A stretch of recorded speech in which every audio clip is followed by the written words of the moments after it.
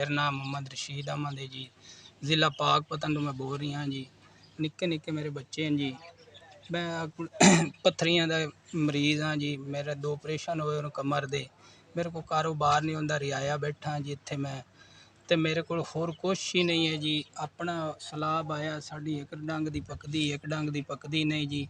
मेरे वास्ते या तो कोई छोटा जिहा मैनू कारोबार कराया जावे ते या मेरे वास्ते कोई इमदाद की जावे। निक्के निक्के बच्चे स्कूल पढ़न दी इन्हां दे टाइम आ जी। साढ़े कोल ना स्कूल पढ़ावन में जी। इन्हां बच्चे मजदूरी करन जांदे न। असी कुछ ही नहीं कर सकते। मेरा पेट पार है, मैं काम करना ते बच्चे मेरे रोंदे न। उन्होंने अब्बू तू घरे रहो, तेन पत्थरियां मेरे 2 चौक दे ऑपरेशन होए, मेरे को काम नहीं होंदा, मैं बड़ा परेशान हाँ।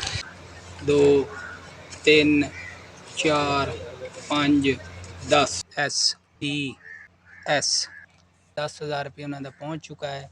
अल्लाह पाक उन्होंने गणा देवे, अल्लाह अपन मदीने लै जावे, अल्लाह हज करावे, एक कंपनी चलती रवे, आबाद रवे, जितना कुछ है मालिक उसनू वाधू दिती रखे। साड़ी गरीबां दी दुआ है, साड़ी उन्हें इमदाद की है, मदद की है। अल्लाह पाक उन्होंने इतना तक देवे, साड़ी सोच ही नहीं।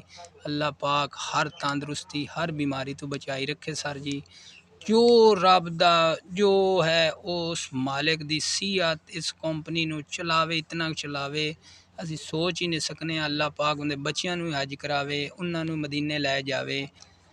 मैं जी दुआ करना अल्लाह पाक तुहानू लाहौर तो चले ने, तुसी साडे ज़िला पाकपतन अज ते गरीबां दी इमदाद की है जी। अल्लाह पाक जिन्हां ने अगे की ने, अल्लाह पाक तुहानू गणा देवे। साडी दुआ है तुहाडे बच्चों नू, तुहाडी सेहत हर बंदे नू, सारे फैमिली नू तुहानू सेहत देवे जी। मैं तुहाडे अगे दुआ कर रही हाँ तुहाडी। अल्लाह पाक तुहाडी कंपनी आबाद रवे, अल्लाह पाक इतना क देवे, तुहाडी बच्चियां नू सुख देवे, अल्लाह मदीने लै जावे, अल्लाह तुहानू खुश रखे।